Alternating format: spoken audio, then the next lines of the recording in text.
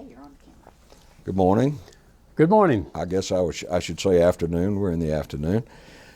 Sir, would you mind stating your complete name and today's date, please? My name is Brian Wade West, and it's May 16th, 2014. Okay, we thank you for being here today, and if you would sort of tell us a little bit about how you came to be in the service. Tell us a little bit about where you grew up and went to school and so forth. Okay, I grew up in industrial Midwestern town, Joliet, Illinois. Born in November 1943. I was the third son of 5 boys of my parents, George and Edie West.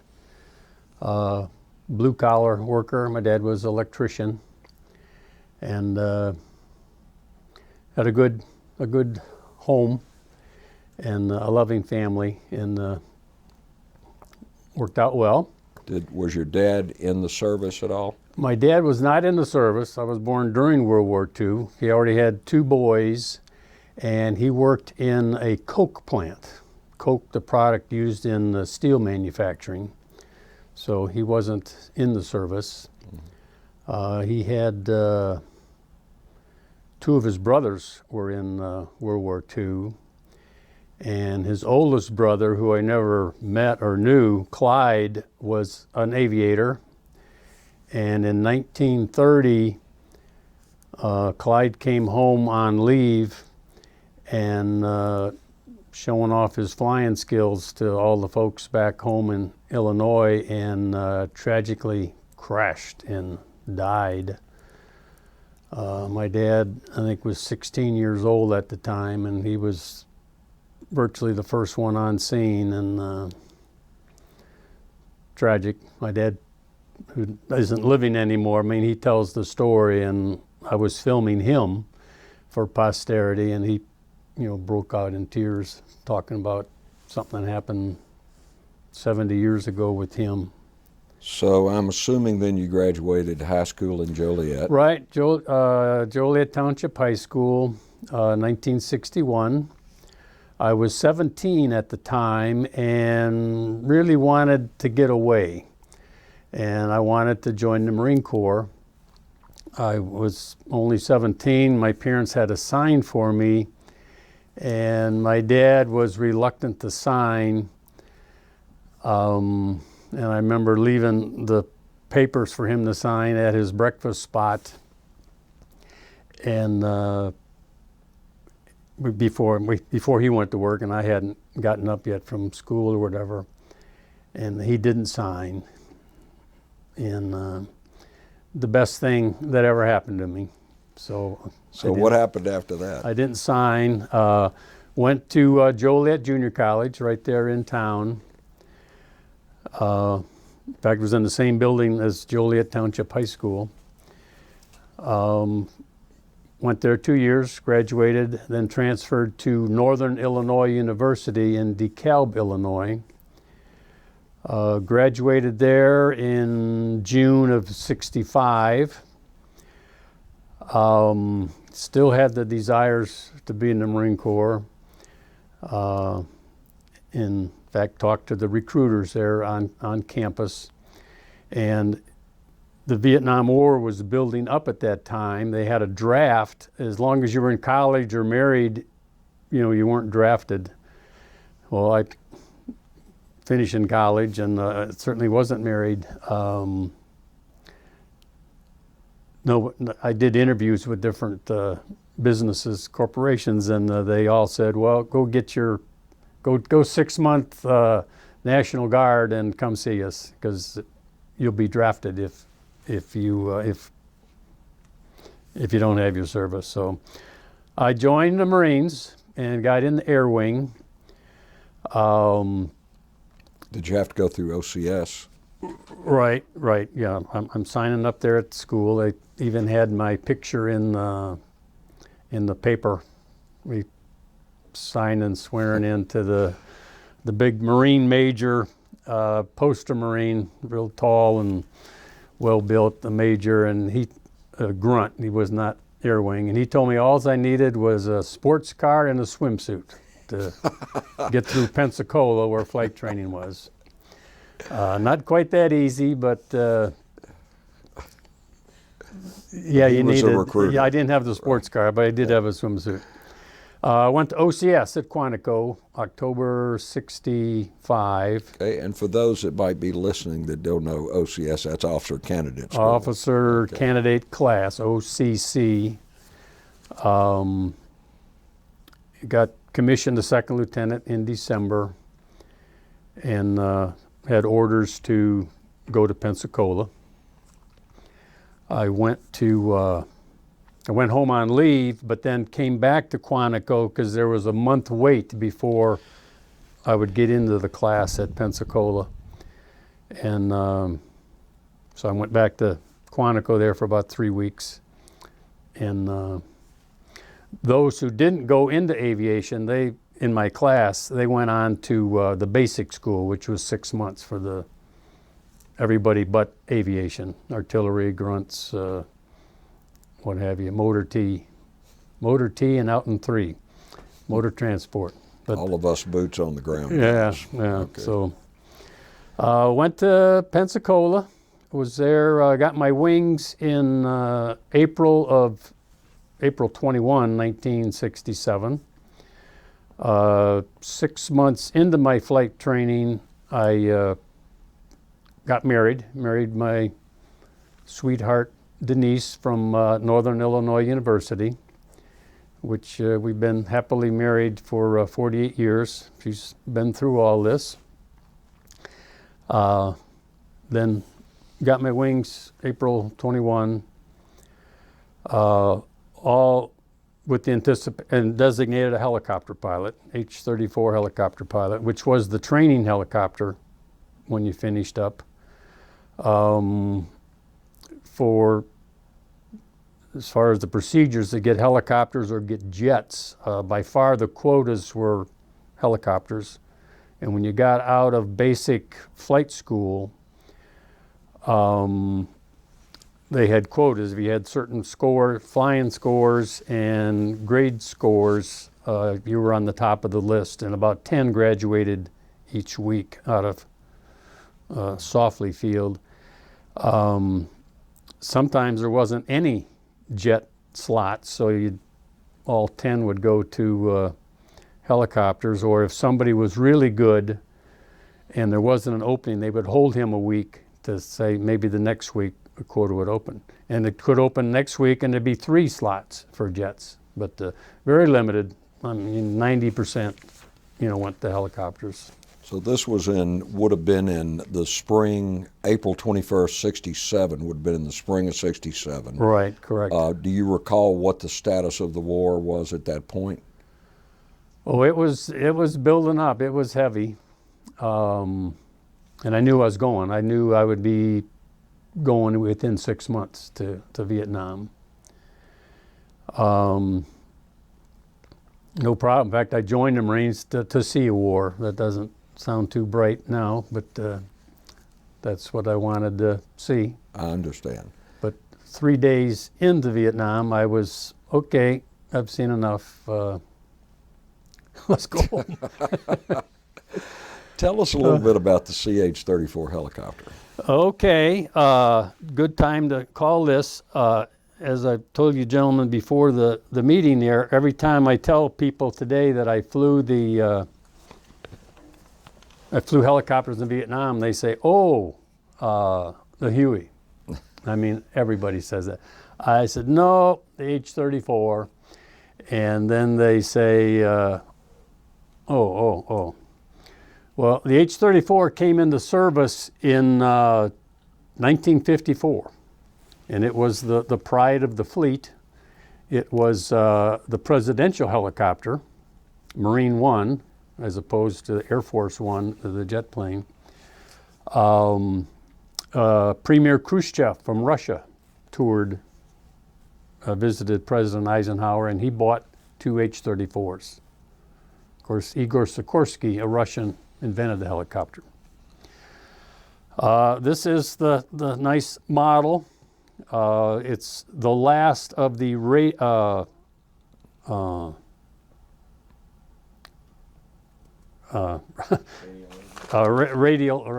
engine. I can't think of the word. Non-turbine.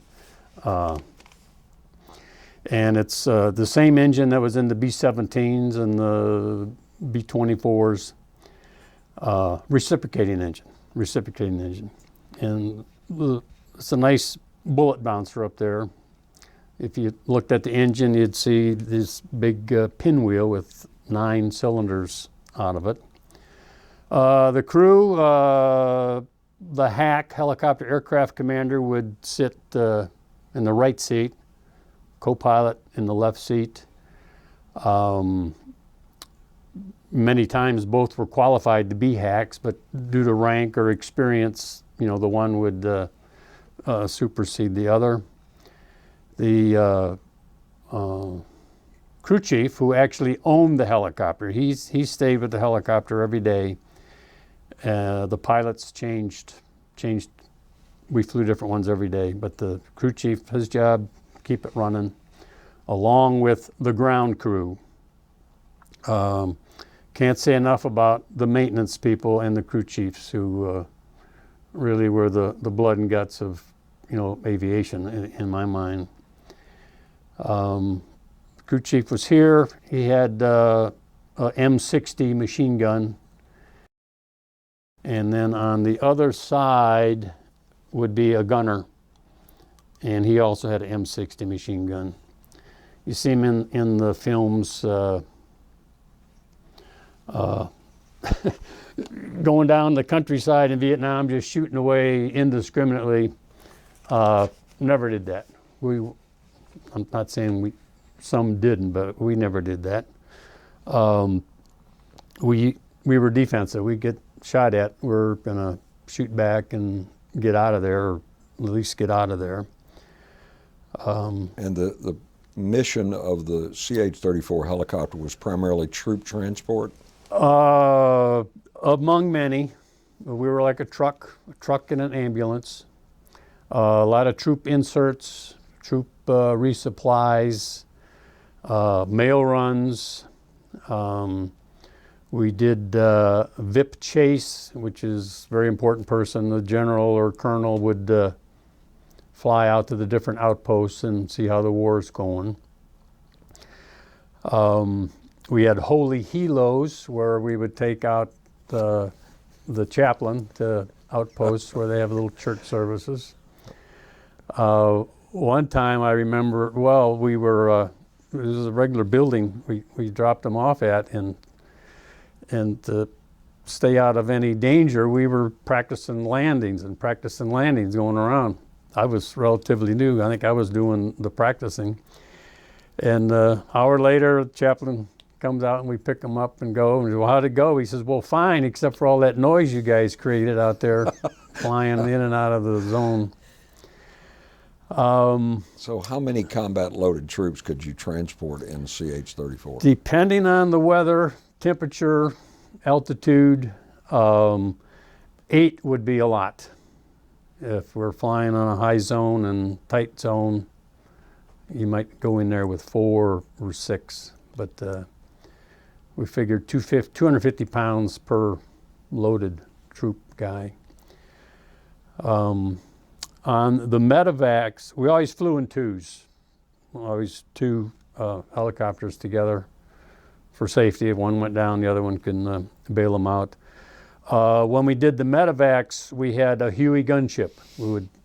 It would be one helicopter, one H-34, and then the Huey would fly cover around the zone to scare the enemy or do some shooting there for whatever reasons. The Medevacs were the most rewarding. We did,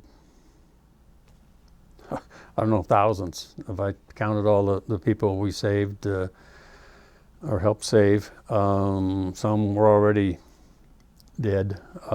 Medevacs classified in 3 categories: routine, emergency, and KIA. And the KIA, killed in action, or affectionately called kangaroos. just the cheapness of life, or the Probably a way to get just through it just without. the generic, like the ground would call you, where you got the 4 medevacs, 1 emergency, which would be life or death type deal, 1 routine, and 2 kangaroos. Just regular vernacular talk. So how many wounded could you take in a 34? Again, you could probably get 6 in there if that was as many that were needed it. Yeah, most were, well, less than 6. 1, 2, 6. One story that's on my mind a lot. I was a co-pilot, and we were right on the DMZ. In fact, I think we're in the DMZ, flying in this 12-foot high jungle grass, and they're calling for help. They need emergency medevacs.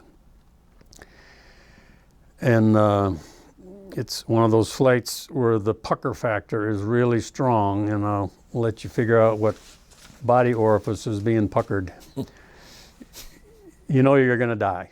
You know you're going to die, and we're flying over this grass, hoping we'd see these Marines before we find the NVA out there.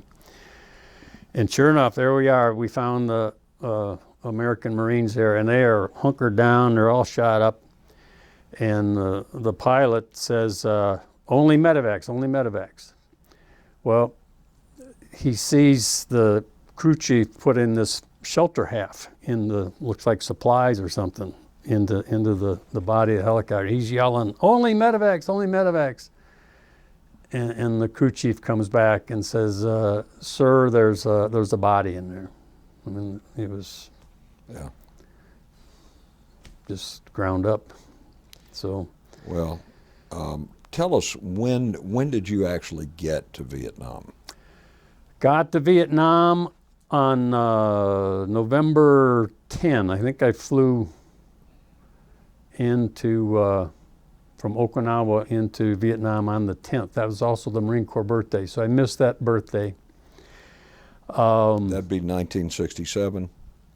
Right, November 67. And did you fly into Da Nang or Cam Ranh? Right, flew initially into Okinawa, and then a day or two later flew into Da Nang.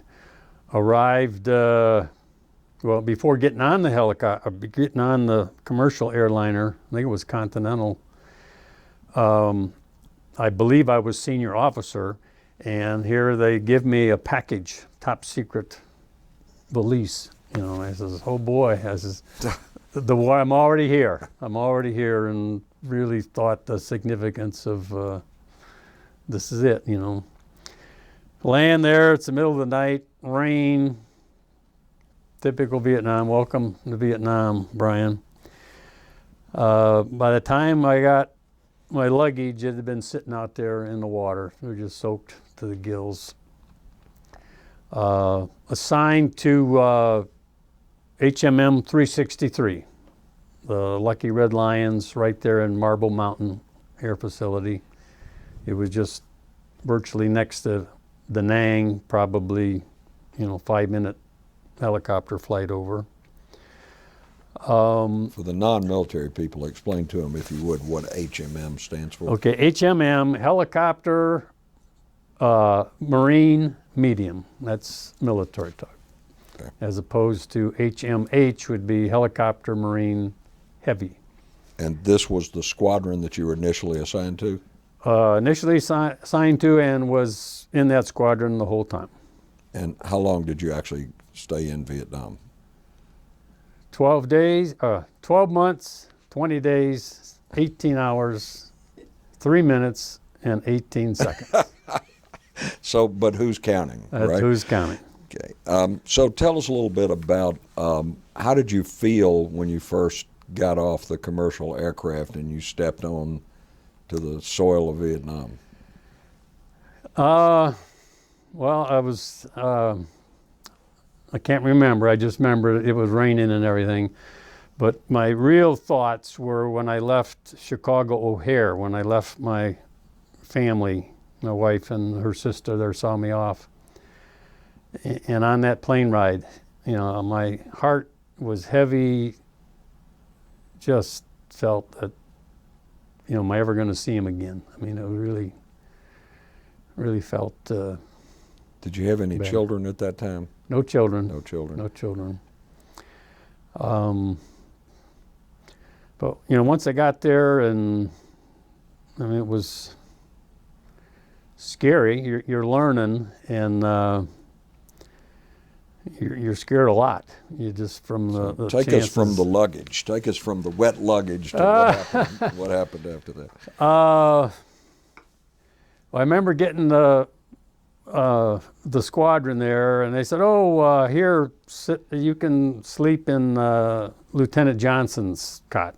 He was probably down in Chu Lai, which I'll tell you those stories a little bit later. So I remember sleeping in there. It was all damp, and you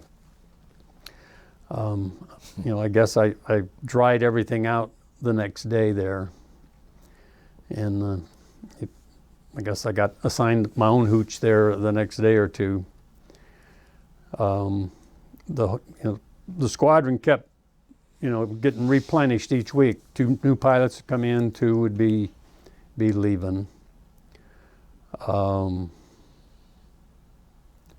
One of which I'll tell that story if that's okay. Anything you want to tell us. Okay, it goes later on, here. but Horace Higley Fleming III, we called him Bud, old country boy, rough, tough kid from Pensacola, Florida. We were the FNGs together, new guys, effing new guys. Probably be better if I don't translate all of that. Yeah, people can figure that one out. Well, we were hooch mates together there at the Marble. Our hooch was screened in porches, like with sides that closed down. It was actually nice. It was like a summer camp type thing you'd go to. But Bud, shortly after we're there, tells me he's transferring to another squadron, H-46 squadron, the double rotor helicopter. I said, "What you doing that for?" He said, "Colonel Allgood, he's going to get us all killed." I think he might have flown with Colonel Allgood as a co-pilot that day. Well, prophetically, Bud and Colonel Allgood within the next few months would be dead. Well, when Bud transferred to the other squadron, he moved into another hooch, and he mistakenly took my boots, my flight boots, with him. And I realized that after a couple of days. I said, "Well, these aren't my boots." And so I go see Bud, and this is the last time I saw him. I said, "Hey, Bud, I think you got my boots." And he was wondering why I had dyed the boots black. They were brown, and I dyed them, and the dye was still in the laces, so you'd lace them up, you'd end them black. Well, you know, I think of Bud all the time. He's still missing in action. He's never been found. On May 26th or so, he was flying the 46s, supporting some, right, no, in 68, Yeah. flying near the Cambodian border, supporting the South Korean Marines or soldiers. There were some Australian advisors in the group, and they were surrounded on 3 sides by the NVA. They were getting overrun. And for those who don't know the NVA, that's North Vietnamese Army. Those were the top-notch troops. Well, the landing zone became incapacitated. Two helicopters down, couldn't fly out, and they had a bunch of medevacs. But an Army medevac helicopter was going to come in and hover over the zone and pick up the medevacs, what they could. Well, knowing one of the pilots who got a free ride out, they said they drew straws to see who would stay. They only had enough room for 2 pilots. And Bud lost. So Bud was staying. Well, the Army helicopter comes in, still hovering over the zone, and they're pushing in the Medevacs on cots, whatever they got, stretchers. And as the helicopter starts climbing out, Bud must realize, well, the helicopter's got a lot of power, it can take me. So Bud and another guy jump up and grab onto the skids, the looks like skis, the skids on the helicopter, and it's on a mountaintop. And as it's going over, both Bud and this other guy get shaken off or shot off or whatever into the... So they were hanging on to the skids of the Huey. Right. And they said, well, if Bud wasn't shot, he surely would have died from the fall. Is Bud still considered missing in action? Yes. Yeah. Yes. A little story against me, and I go visit the Vietnam Wall there in Washington, D.C., my first visit, and I go up there, and there's a guard there that helps you look up the deal, and he said, oh, can I help you look up a name? And I whip out my list, oh. So I look up Horace Higley Fleming III, and he's listed as a major. And my first thought was, major? He was a first lieutenant.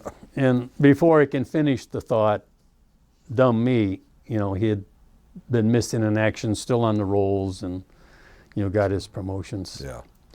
I think and that does happen, I understand. Right. That It helps the family. Family. Although at 37 years old, he was officially reported dead. But he is missing. There was a whole bunch of action there, and they did find a lot of bodies, but there's several of which Bud is one of the missing. And they know where he is. They know the coordinates and everything, so I don't know how they've never been able to find him. But it's hard to say. Think of Bud all the time. It could have been me. It could have been anybody. Was he the first close friend you had that you lost over there? Yes, that we were, came in there together. So you flew, of the types of missions, you said you flew everything from dust-off Medevac to mail delivery to troop assault. Right. Just about everything while you were there. Right. How many missions would you say you flew on while you were there? Well, I know exactly. I flew 800 strike flight missions, which converts to 40 air medals, which is, I flew 975 hours or something. A mission would consist of going from one zone to another zone to hilltops, where it didn't count going from one base to another base. And if you received fire, it counted double. There were days when we earned 2 air medals in one day just from all the action we had seen there.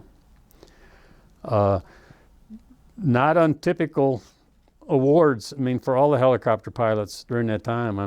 We were busy. We were busy.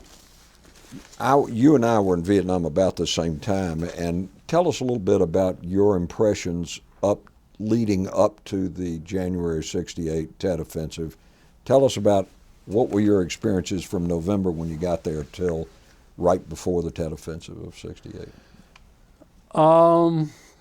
Same stuff, but when Tet happened, more so.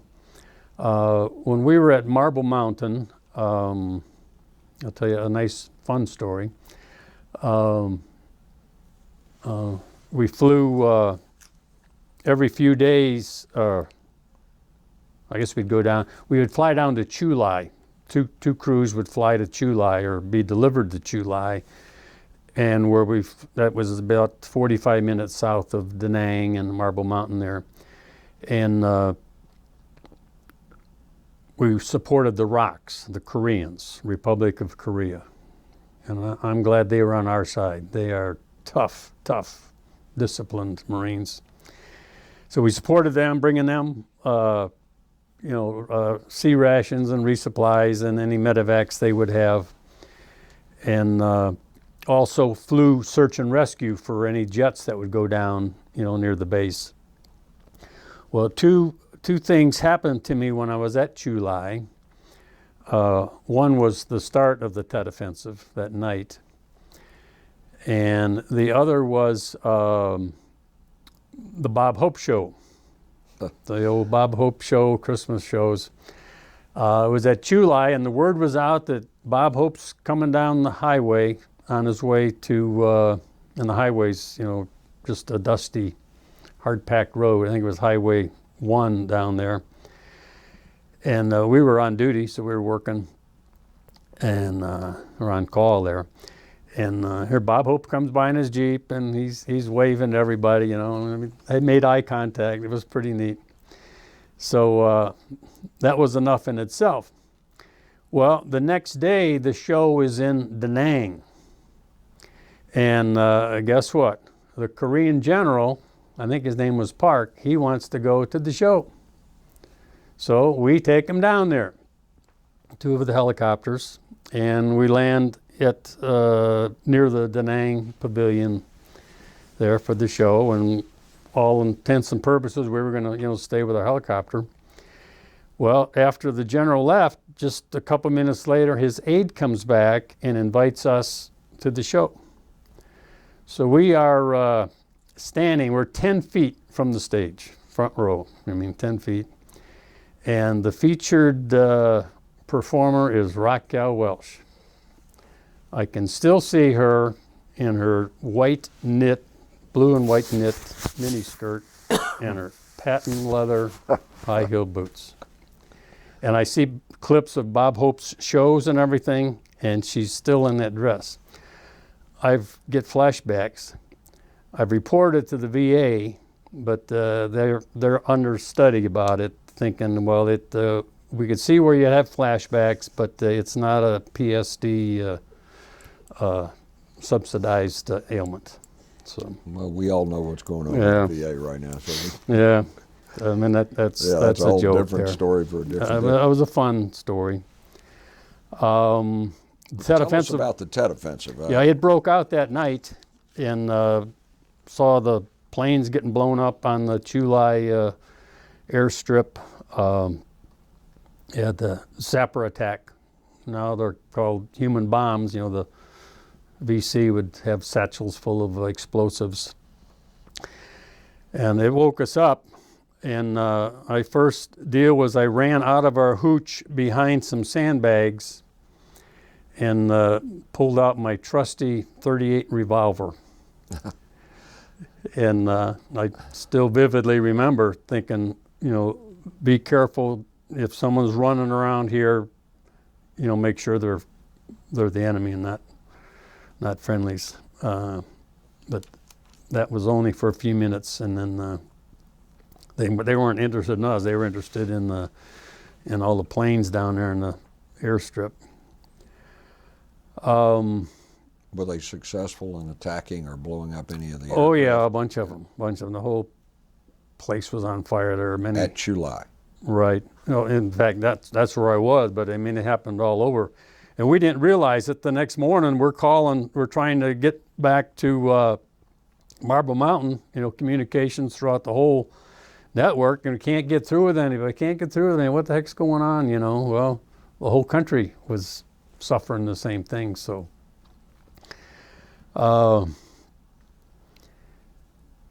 So then, the Tet Offensive's on, and we were just busy. We were just medevacs all over the place. And that offensive really went on probably the whole year. I know May was a real busy month for us. The Marines got hit real heavily at Way, at the Citadel in Way. And at several installations, Khe Sanh, I remember, took huge casualties. Oh, yeah. And huge amount of rockets what was your, how were you and your unit involved in all of that? Okay, I'll take you on. We were at Marble Mountain till mid-February, and then we went on the LPH-2 Iwo Jima, which stands for Landing Platform Helicopter. It's a aircraft carrier designed for helicopters. In fact, I have a picture. We wanted to show pictures. We'd love to see it. Here's our squad. This is our squadron on the Iwo, and then here's our Lucky Red Lion squadron patch. So they literally moved your squadron from either from land base to carrier base. Right. Off and on, all different squadrons would replace us, and we'd replace them, kind of deal. They move everybody around. But you were still, in effect, in country. You were just. Oh out yeah, of, you were yeah. In just, fact, we were busier there on board ship. We would do the Fleet Marine Force. We would take the Marines in and out of country, and then supplying them. A neat little story on my first carrier landing. We knew we were going on the Iwo, so we were practicing on land right outside Da Nang, practicing doing our landing, and the landing signal officer there, showing us which way to tilt and everything. Well, I was still a co-pilot at the time, but the day we're going out there, they didn't have enough hacks, helicopter commanders, and the one who flew in my left seat was the hack, but he was down. He had a medical down. He wasn't qualified to fly. I think he had a cold or something. So I'm in the right seat, and I know I'm going to be making that helicopter landing. And by the time we get out to the ship, it is getting dark, and I'm on the downwind leg, and there I see the landing signal officer in his light suit, lights all up and down his arms and body, and oh shit. My first landing's gonna be a night landing.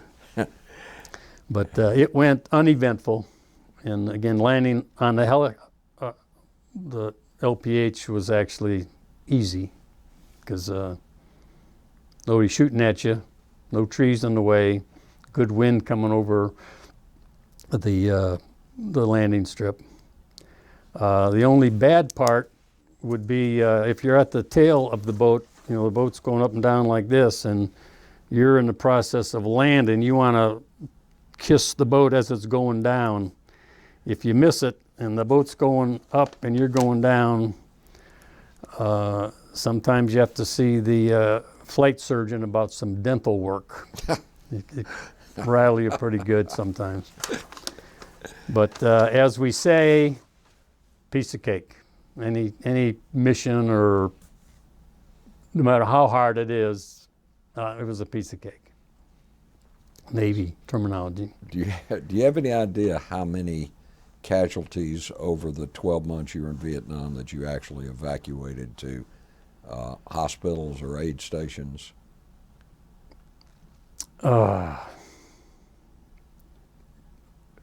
Couple thousand. I don't know now my individually, I don't know, hundreds that I probably took. One nice thing on the aid station, we had Charlie Med and Delta Med with the MASH facilities, if you will. Our favorite place to bring medevacs were the two hospital ships, the Sanctuary and the Repose. They took turns being out there. Again, a nice place to land. Sometimes they gave you ice cream.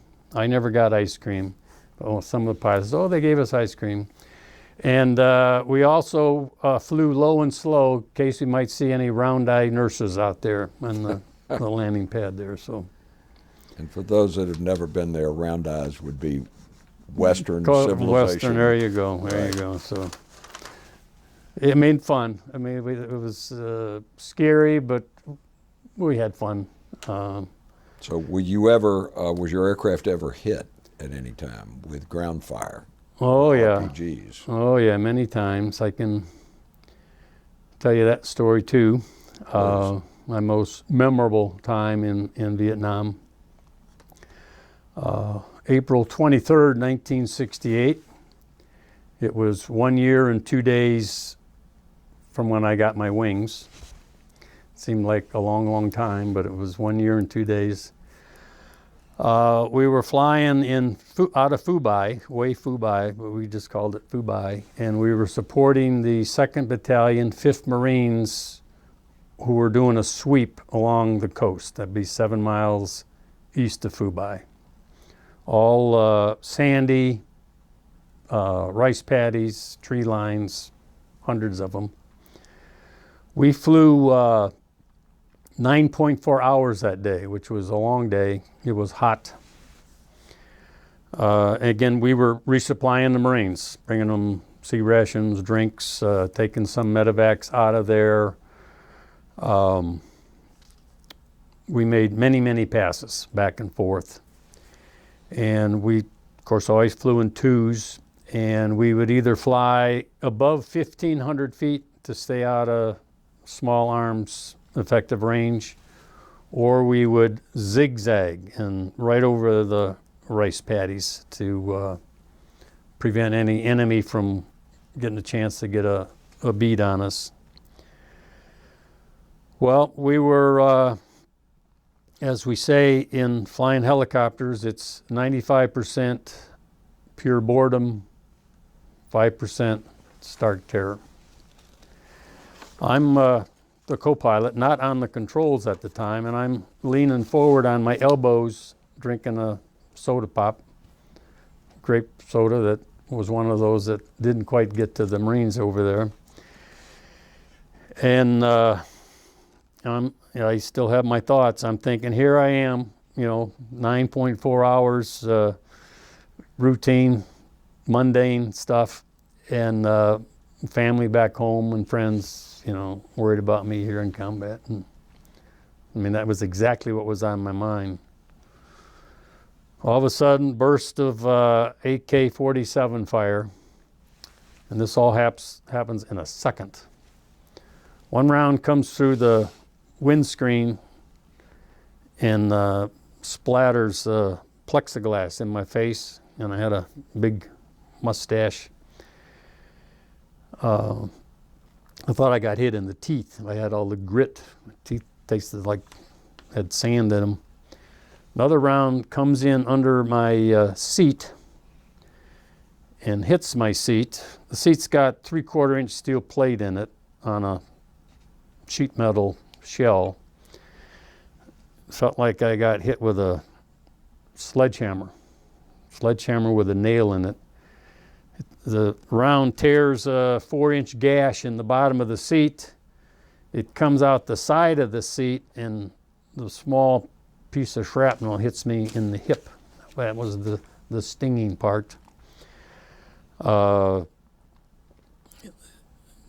It didn't bleed very much. It was just fleshy wound, but nonetheless a wound. I call down on the radios to see and assume everybody's okay. How's everybody doing down there? No answer. I thought, well, maybe the radios got knocked out. I get down from the H-34 and my leg just shaking from the experience. We landed just 30 seconds from after we were shot up. Come around the front, and there's our crew chief, Corporal John Wiseman from St. Louis. They're taking him out of the helicopter, and he's obviously dead. Just yellow skin, that just the blood had pumped out of him. So the other helicopter whisked him away. Our gunner was okay, although one of the rounds hit his little aluminum poled seat on canvas. One of the rounds hit his seat out from under him, landed on his butt.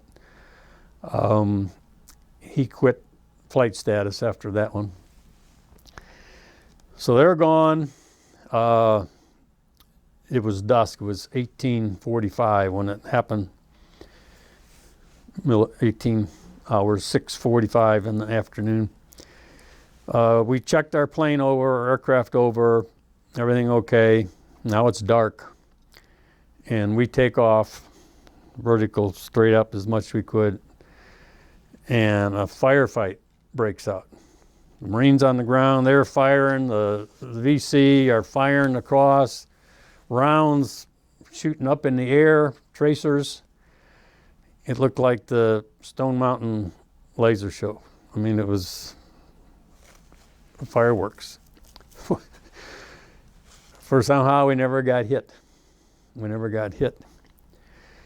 And we made it back. But also, not only the rounds that hit me, 3 rounds went through the open window. In fact, I do have the pictures. I don't know if you can zoom in on that.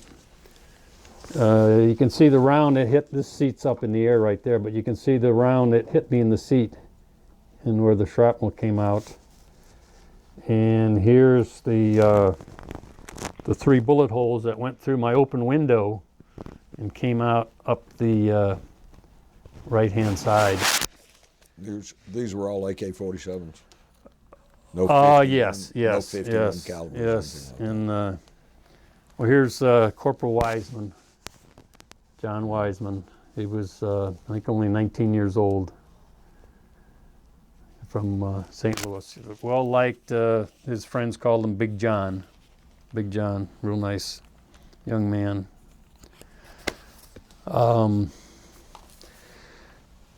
They gave me the day off. I mean, I wasn't incapacitated. Just a little sore back there, but nothing bad. And you received a Purple Heart for that one. Right, right. The minorest of wounds, but yet it still was the Purple Heart, and it's always somewhat bothered me here. John got the same Purple Heart I did, but yet he's gone. The old joke is that a minor wound is something you get, and a major wound is something I get. So any kind of a wound is major as far as I'm concerned. So that was during that would have been almost during the counteroffensive in April and May of 1968 that this happened. Yeah. Whatever the counteroffensive was and everything. Yeah, that was April 23rd. I can tell you another story. This was another bad time, bad story, but important story, critical of our history, HMM 363. We got offloaded on the EWO. We were there February 15th through April 15th, except for a 10-day period where the Iwo Jima went to the Philippines for rehab or resupply or something. And we were all excited. Oh boy, we're going to get out of the war here for 10, 12 days and go to the Philippines. But Colonel Allgood, our CO, Lieutenant Colonel, hard charger, he said, no, we're Marines, we got a war to fight here. We're going to offload. We're going to stay in Vietnam. Well, there was no place for us to go, all of us. So the squadron got split up. Half went to Phu Bai, and the other half went to Quang Tri, which was further north. I was in the Quang Tri area. And on, I can't think of the date there, March 26th, I think it was, we got hit with the rocket attack in Quang Tri and Phu Bai. We always got hit with rockets every now and then. In fact, we always called the S2, the intelligence people, they would always give us their reports. We called them SAVAS reports, that rocket attack imminent. Rocket attack imminent. Well, 6 weeks later, we'd get a rocket attack. We told you we were going to get this rocket attack. Well, this one at the Phu Bai, it hit right in our officers' quarters and all over the base. Colonel Allgood got hit in the head, temple, virtually, blew his side of his head off, but he was still alive, as well as other medevacs. Well, the weather was virtual 200-foot ceiling and 10 feet visibility. I mean, it was really, and really in bad. layman's terms, that ain't good. Yeah, it's soup. Okay.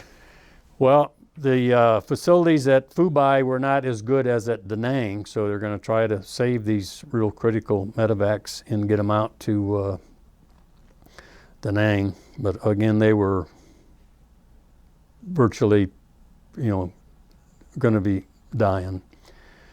Well, the two helicopters take off, following each other, and they're going on instruments and a radio vector out over the South China Sea and then back to Da Nang to miss the mountain range there between the Phu Bai and Da Nang. Well, they lost sight of each other, and the first helicopter made it there all the way. The second one, fighting the instruments and the altitude, crashed. They flew right into the ocean.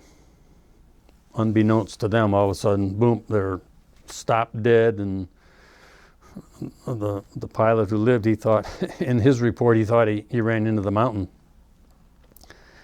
Well, the two pilots survive. They hung on to each other virtually all night in the South China Sea, bobbing up and down. The crew, the two crew chiefs, Corporal Green and Lance Corporal Kerr, they were in underneath. There were two corpsmen underneath, and Colonel Allgood was underneath, and two other medevacs were underneath. Well, they didn't. The door of the helicopter was closed to keep all the wind out, and they were in their coffin there once that hit. So tragic, but part of war, and I think there's probably, I know in World War II, more B-17s got hit from their flying and their missions rather than by the bullets and the flak. And I'd say the same held true probably for Vietnam, crashing into real tight landing zones or bad weather or stuff. So it was surely the darkest hour for HMM 363. I think of that one a lot too. I think of all this stuff a lot. I understand. Some people ask, and I'm not psychotic about it all. I think I survived pretty well. But some people say, well, when were you in Vietnam? And they'll say, I was there last night. I've not had that feeling. I've had more bad dreams about my previous work, different things that happened than I did in Vietnam. But we don't ever escape it, I Yeah, don't think. so, I think it's always there. Yeah, I mean, it's just,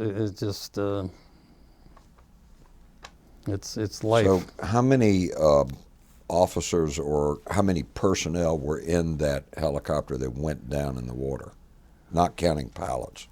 Okay, well, the two medevacs, the two crew members, and the two corpsmen, three medevacs, and the two crew chief and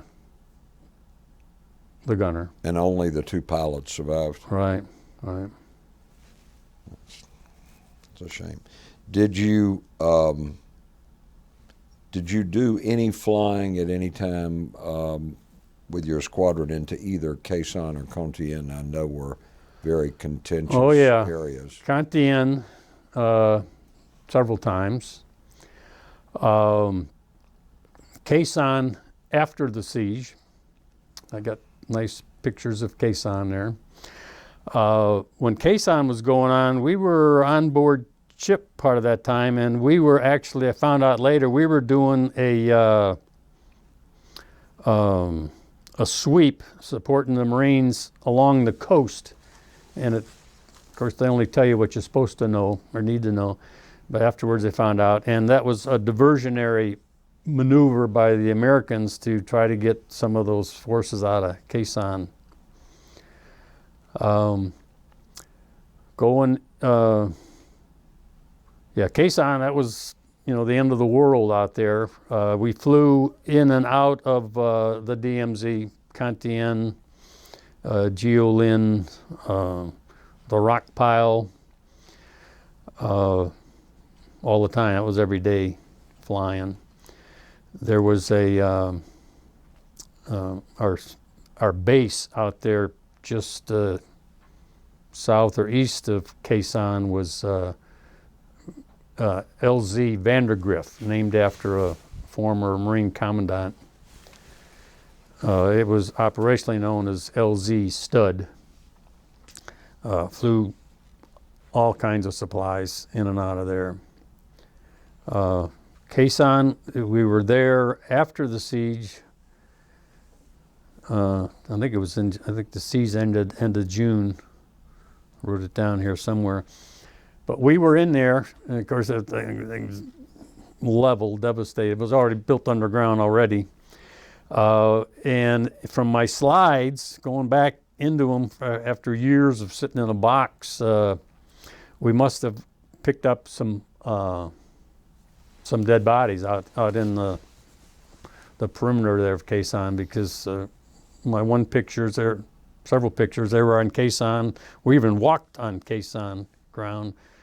In the next show, they were showing a body bag being delivered to the mortuary. So yeah. I know they knew some bodies were still out there, and I guess we were part of finding them or picking them up. You were talking earlier about rockets, and I mean, I've experienced a 122 millimeter rocket attack myself. I've been in mortar attacks, and to me, the rocket was the most horrendous, terrifying thing that I experienced. I mean, how often were you exposed to 122 rocket attacks?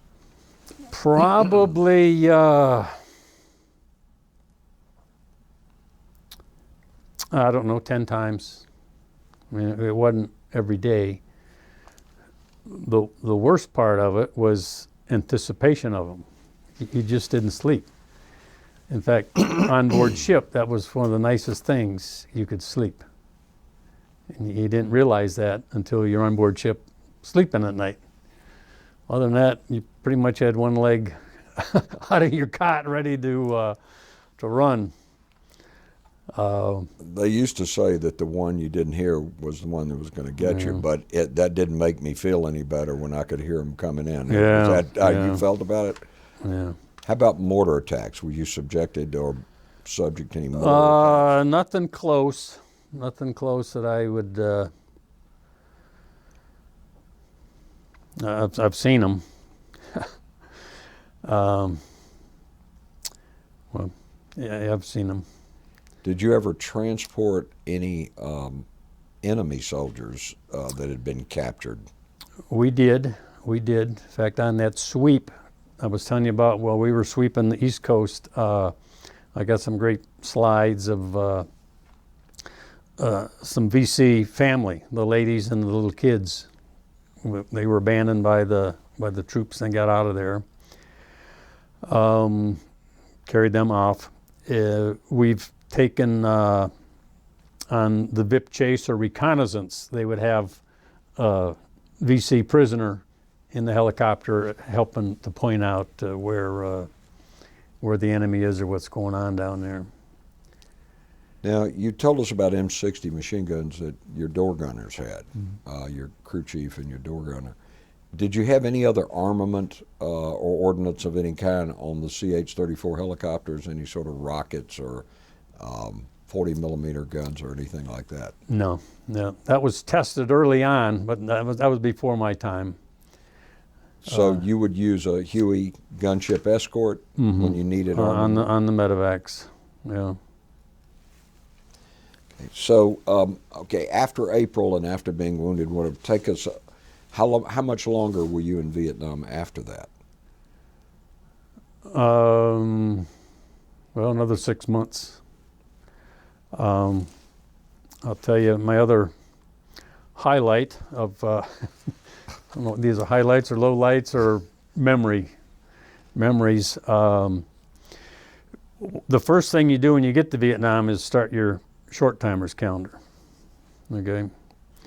And when you're short, the shortest guy in the squadron, he wears his name tags upside down, his patch. I started mine early, as everybody did. The time goes by fast. Time went by very fast. And of course, you gain experience and you gain seniority as you're, flying a helicopter. And the good guys, good pilots, when you were coming on board, now they're gone. And guess what? It's your responsibility to be the lead of many. October 27th, 68. Now I'm short. I'm going home the first week or mid-November. We're on the LPH Princeton this time, landing platform helicopter, Princeton. Another aircraft carrier. Right. It was an older model, but retrofitted for the helicopters, as opposed to the Iwo Jima. I think it was built ground up.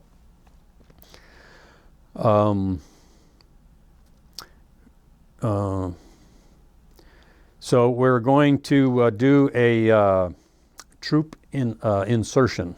We didn't do too many of those. And here we have 16 helicopters are going to fly out, and we're going to attack or drop in the troops south of Marble Mountain in Da Nang, same place where I started it all back 11 months earlier. Still fighting the same places when I got there. Nothing ever changed. Our commanding officer was the lead, and I'm flying on his wing with my wingman, and he flies down and scouts the area we're going to drop the troops off in. So I'm up there. I have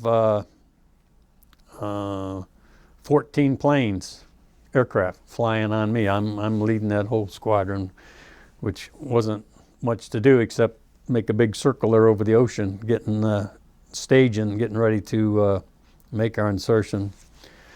The colonel comes back and everything's ready to go, and this is sandy, sand dunes, rice paddies, casual water, right on just virtually within a mile off the coast, maybe less than that. So we eventually make 4 insertions, and we're receiving fire. Everybody's getting sporadic fire. Again, the old pucker factor up there.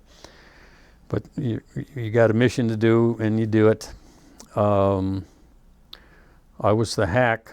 On the second time in, I let my co-pilot fly it in, and he just wasn't going fast enough. So I'll take it from here. We virtually shared the flying time, but tight situations you would go with the more experienced. Well, each time we're getting shot at going in, and our 4th trip in, we're flying real tight. I mean, it was a narrow strip of sand and sand dunes between tree lines, and the helicopter ahead of me, he's just ahead of me, and he's dropping, and the troop's supposed to get in and get out, and I'm coming right behind him, anticipating him to be gone.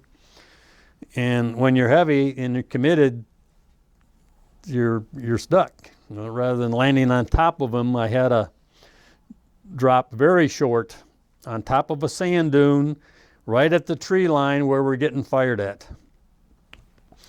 I bounced. I just enough to touch down and take off, just a quick, because he was moving. And at that exact second, gaboom, RPG, rocket propelled grenade, goes off. It hits the water in the sand, right on the sand dune, right at our tail. Loud, and our gunner opens fire. I mean, that's a talk about a thrill. Hearing your guns go off there and getting goosebumps thinking. that was exciting. We did move forward and got our troops out, and then went on to the Princeton. And I called down below, how's everybody doing? He says, we're okay, sir. We got 1,000 holes in our tail. All the shrapnel. I mean, again, inches, feet away from getting killed. Well, we get on the Princeton, and we're told we're offloading. The whole squadron is offloading. That 101st Airborne or something needed the ship to move someplace. So we've been flying all morning or day.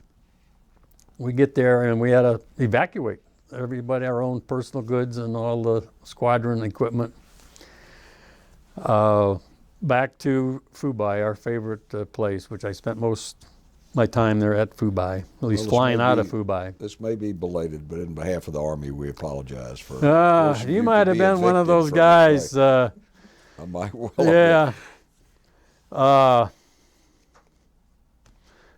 So goes it. I remember I lost the Navy communications for entertainment. The reel, tape recording. We're tape, open reel tapes, and they were making. They would, if we gave them the tapes, they would make a recording. I remember the Diana Ross and the Supremes. I had given them my tapes and I lost those. They were making the tapes for me after I gave them my blank tapes. So that was a subject of the great loss over there. Yeah. Some entertaining things. I mean, we had fun. I mean, it was scary. You were facing death every day. It wasn't like, oh my God, I'm going to get killed kind of thing. But I mean, it was there. You don't win or you lose. You're dead, lost. You snooze, you lose. Yeah, there you go. Good terminology. We played a lot of volleyball in the sand there.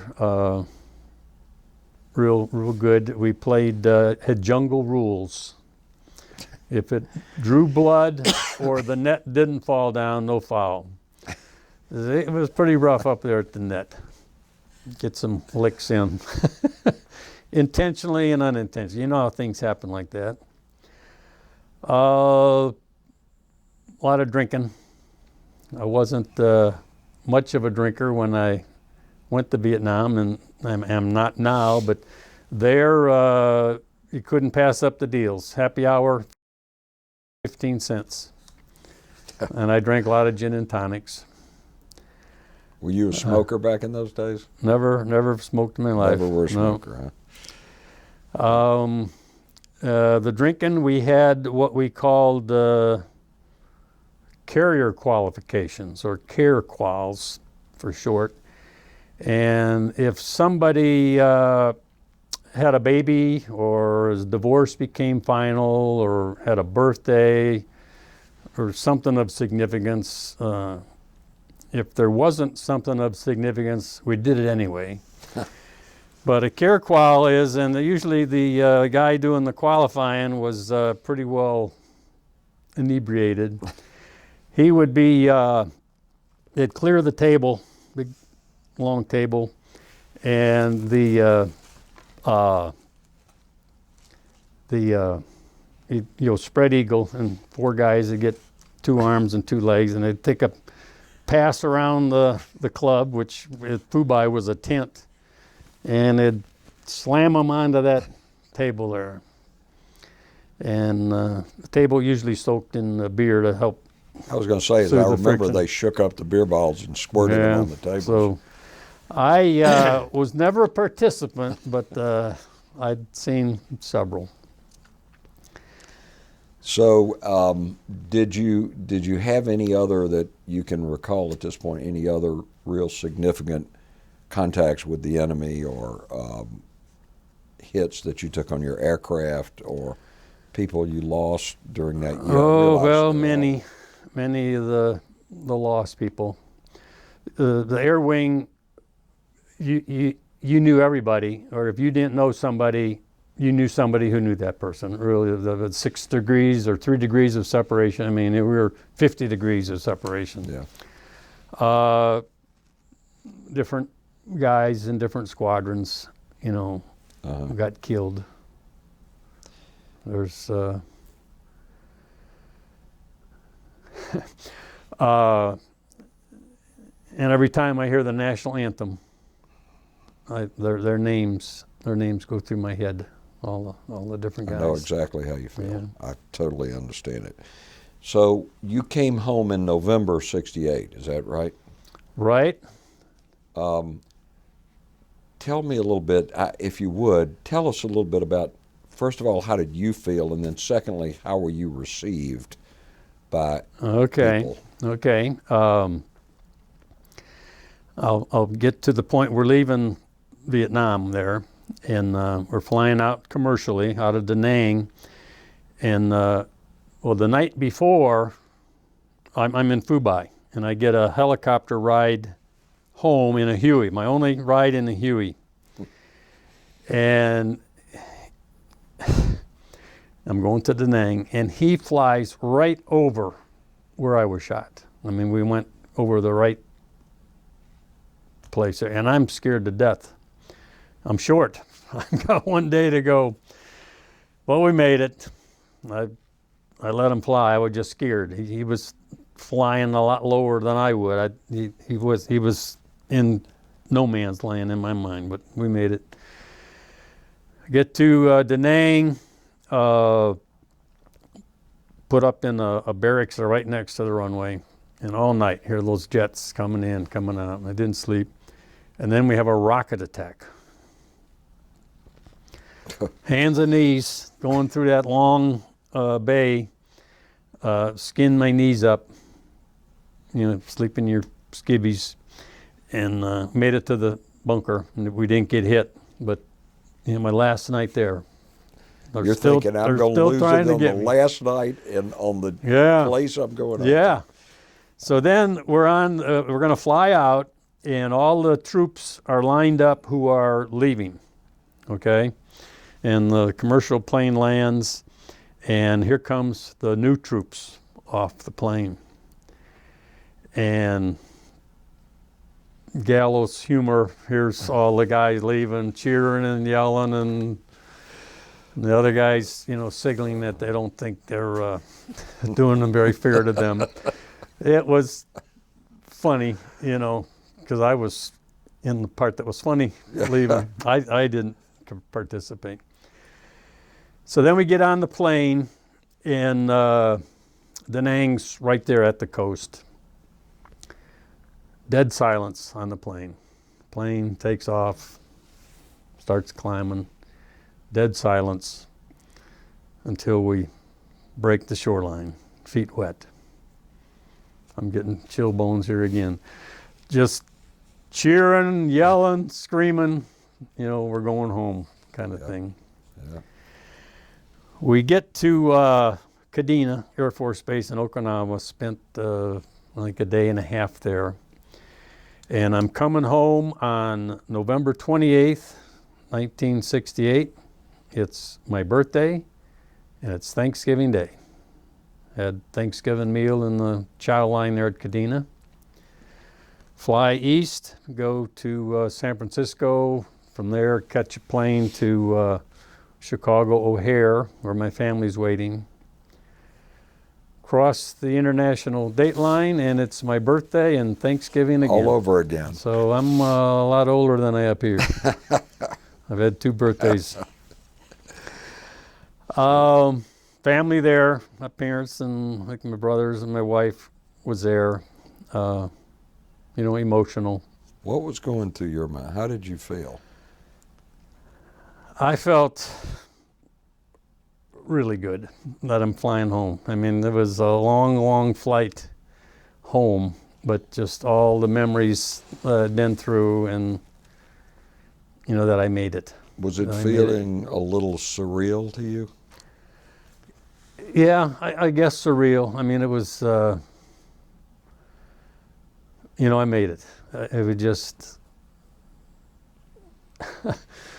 it was a miracle. It was a miracle. And how were you received by family, friends? How did They they were treat you? They were glad to see me. Believe me, I was glad to see them. I'll tell you the first story. That when we got in the airport there, it was at night and it was raining. This in O'Hare? Or? Yeah, at O'Hare. Now my family went back to Joliet, and I went with my wife to Aurora, her house. Although we stayed at a motel that first night. And I'm driving the car. First time I've driven the car in 6 months. We had R&R in Hawaii. I got to drive a car. But I'm driving, and it's raining. And what are you doing? I was still flying that helicopter, watching. Still checking out every direction. Just watching. So my next duty station was Pensacola. I didn't get spit on or anything like many stories are. But Pensacola's a military town. You're welcome in any military town. I mean, that's home. That's people love you there. Had no problems like that. So you got there and you took a 30-day leave after you got back from Yeah, Vietnam? I had. I don't know how long it was, but I had some leave. I don't know where we. You got there late went to- December '68.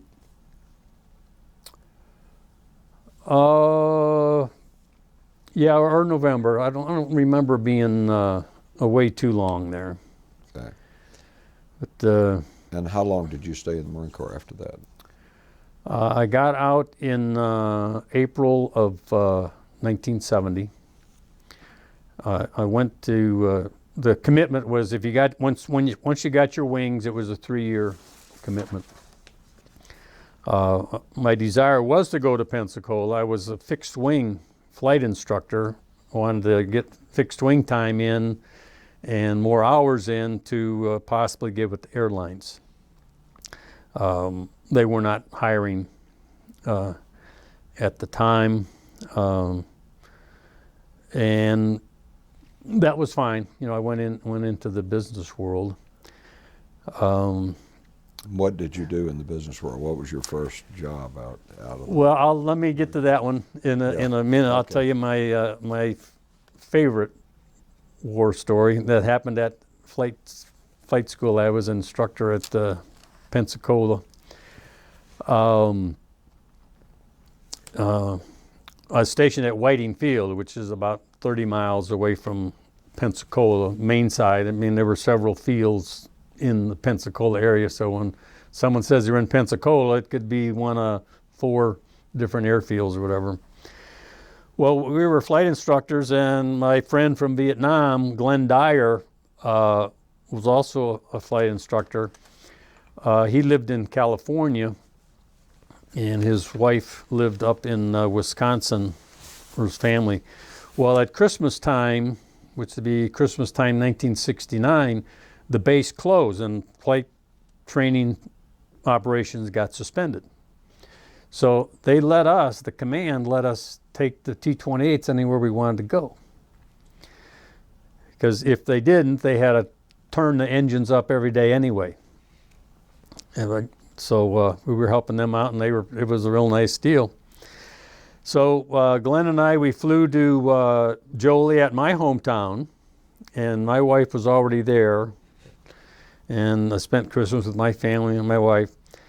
And Glenn went up to Wisconsin for his wife's family for a few days. And then we flew out to California, all the way out to California. That was Glenn's home out there. And had a good time out there in warm, sunny California. Well, we fly back all the way from California to Pensacola, hopefully Whiting Field, and it's New Year's Eve and the base is closed. So we have to land at Mainside. No problem, except we have no transportation. So we land and get in the ready room, and I call the shore patrol and tell them that this is Captain West, and we need transportation out to Whiting Field.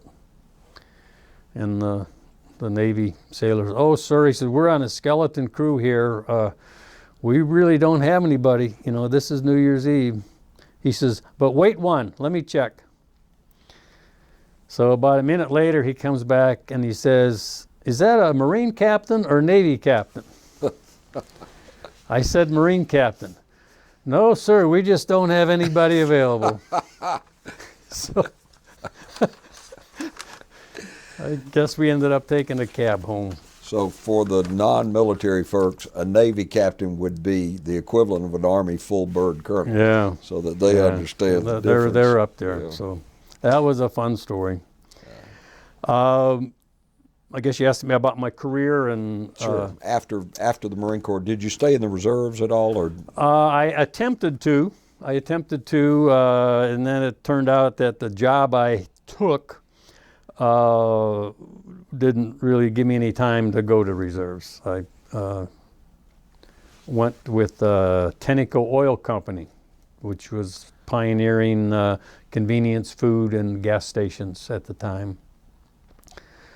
I was with them 3 years, moving up the ranks, doing well with them, but not happy. And I answered an ad to Ryder Systems, Ryder Truck Rental, who were about to offer me a job when I took the Tenneco job. So I wanted to see what they were all about. And here they had just bought a truck stop chain, Truck Stops of America, and said, "Hey, you're cut out and suited for our business."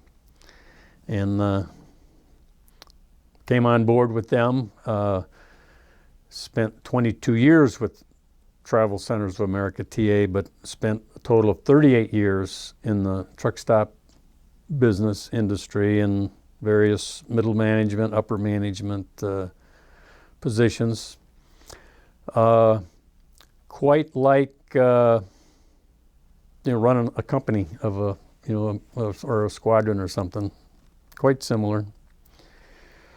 Do you think your Vietnam experience or your Marine Corps experience helped you in the business world later in life? By all means, by all means. Two stories. One, in my office, I had a picture, artwork of a recon insert, which is one of the most dangerous missions, where you would land on a mountaintop or out in the boonies and drop off 4 or 6 recon guys who were really crazy. You talk about snake eater guys. Oh, I admire the grunts. I wanted to make sure I got that in. I mean, they lived tough. Those guys out in the boonies, and admired them forever. Plus our crew, our maintenance groups and enlisted. I mean, they worked their asses off, really. Well, I had that picture. It shows the H-34 on the side of a mountain and the guys diving in, and they've got the M60 machine guns firing. that picture was on my wall. In fact, that picture was drawn by a combat artist who actually flew with HMM 363. This isn't the picture, but he drew this. This is not the picture, but a good time to show it. That's the Major Leahy. He's since died of old age. That's That's red age line. 34, and there's the red lion, and he's not eating a barbecue sandwich, but a shit sandwich, which was terminology for a real tough situation. Such as at the O Club at night, well, you should have been there, it was a real shit sandwich. I had that picture on my wall, not this one, but the picture of that recon, which was actually the first mission I had in Vietnam was that same mission, but not, it was a Insertion of a repeat recon of unit. it. That's the exact same place. So when any time things were tough or the pressure was on, I'd look up at that painting and say, this ain't nothing. It could always This get ain't worse. nothing. And another thing that the Marines brought out in me, I don't know if I was innately born with it, but the Marines brought it out in me. I was a civilian working in the truck stop industry, and my kids were in school in the Dunwoody High School here in Atlanta. And it was a PTA program, and it was a psychologist talking, and they gave everybody a test, just a test, make-believe, not a make-believe test, but a test. Mm-hmm. And it was 15 questions, and I start doing the test, and after 5 questions, I realized, geez, I'm answering 5 on every one of these. I'm wondering if it's a trick question. So I went back and made sure I, gave my right answer, and I did. And lo and behold, I did all 15, and all 15 were 5s, honestly. I thought nothing of it. I'm answering the questions right. Well, the psychologist finishes her presentation and gives the scores, the breakdown. I don't know if it was character or personality, whatever they were testing for. And she's given the breakdown of all the different groups that the people fit in. And she says, one person here scored a perfect score. She said, this person is, if you're in a war, this is the one you want in the foxhole with you. And he's going to like big things like trucks or heavy equipment. Wow. Would you mind introducing yourself out there? I'm getting goosebumps now. And I stand up saying, Brian West, as a captain in the Marine Corps, flew helicopters, and I'm in the truck stop industry. Sort Round of a applause. TV I don't know show. if they were applauding me or applauding that psychologist for getting it all right. I assume it was for both of us. I was going But, to say probably for both of you. That's phenomenal. That's, in fact, Well, let me ask you if I may, and you can decide if you want to answer this or not, but a lot of us came home from Vietnam and we were either treated very badly or very apathetically. Number one, how were you treated, and what do you feel was the treatment of the general population to you, A? And B, do you have any thoughts about Vietnam looking back on it now 46 years after you came home?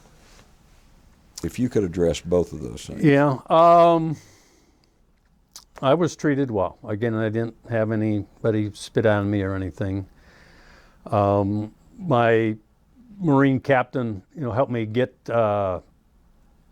It was certainly good credentials by anybody in business. They were hiring officers. I get out in April of 70, and on May 4th, 1970 is when the riots there at Kent State took place. Holy cow. What the heck's going on? I felt, like America was falling apart there. And I felt like, do I go back in or what? But I think that was momentarily things. Ironically, my daughter goes to Kent State back in the 1990s. Graduated there. We see the bullet holes in the different things there. So, it was rewarding the whole experience. We have reunions.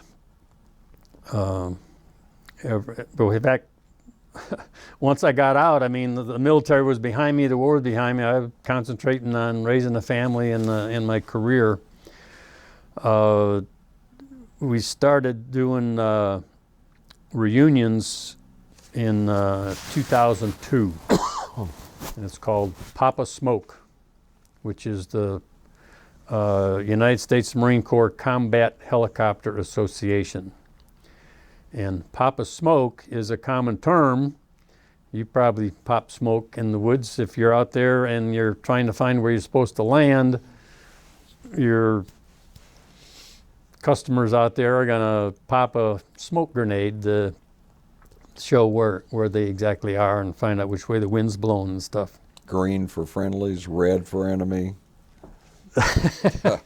Well, we would roger the smoke. Yeah,